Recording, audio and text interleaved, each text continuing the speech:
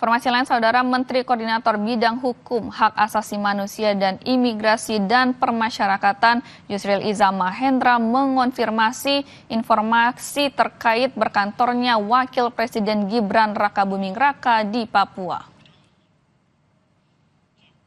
Gibran memang ditugaskan sebagai Ketua Badan Khusus Percepatan Pembangunan Papua. Namun bukan berarti Wakil Presiden Gibran Rakabuming Raka akan selalu berkantor di Papua.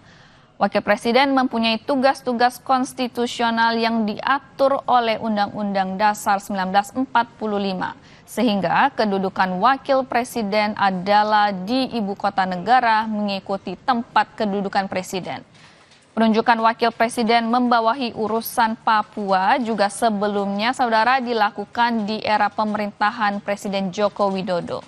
Kala itu Wakil Presiden Ma'ruf Amin juga sempat berkantor di Papua selama 5 hari pada Oktober 2025. Maksud kami 2023, Saudara.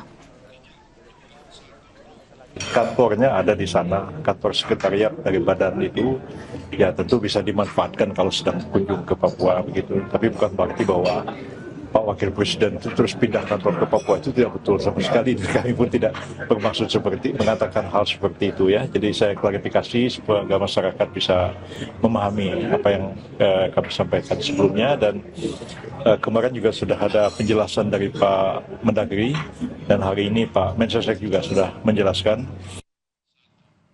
Jangan beranjak dulu, Saudara, kami akan kembali dengan informasi keluarga korban pembunuhan di Kota Sorong mengarak jenazah ke kantor wali kota, menuntut uang kedukaan dan denda adat.